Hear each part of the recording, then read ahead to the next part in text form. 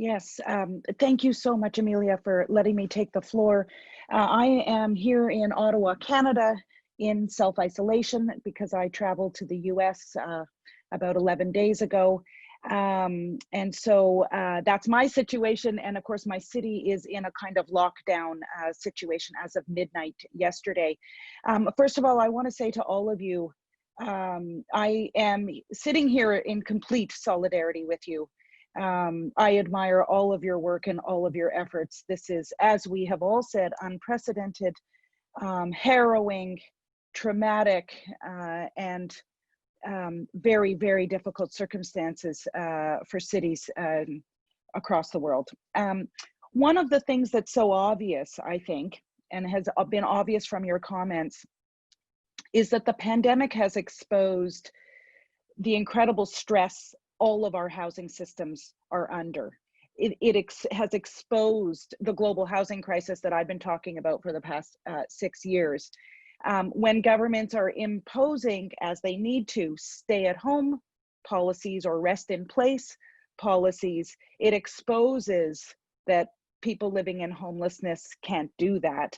It exposes that people in informal settlements and in grossly inadequate housing have no access to sanitation and water to keep their hands clean and keep the spread. They don't have enough space for physical distancing. It exposes that so many households are living in unaffordable conditions, and with one less paycheck, they can lose their housing, or they can fall into arrears and then be subject to eviction or lose their housing. But at the same time, the pandemic is showing to me that governments can be very responsive to these housing conditions. It's amazing what we're seeing around the world. Suddenly, governments are able to find places and spaces for people living in homelessness. Suddenly, we're able to provide water and sanitation to informal settlements that never had it before. Suddenly, we're giving rent abatement and allowing people to not pay their mortgages or lessen their mortgage payments. Suddenly, this is all possible. Suddenly, we're saying no evictions of anyone, anywhere, for any reason. So for me, that's a crazy silver lining of this crazy pandemic. I just want to end by saying I completely agree that what we do now is laying the foundation for the future. There is absolutely no doubt about it. I don't think we can go from a place, I think politically we can't go from a place of now housing all homeless people, and then at the end of the pandemic saying, ciao, go back to the streets.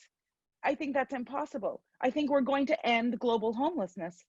Really, I think we will through this pandemic, or we could. I think that we can end the grossly inadequate conditions in informal settlements.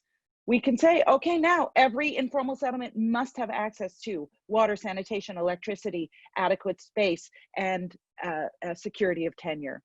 So what we do now is building for the future, and must build for the future, and a future where adequate, affordable, and secure housing is available to everyone. Because now we know like we never knew before, that housing is absolutely, and adequate housing is absolutely a matter of life and death.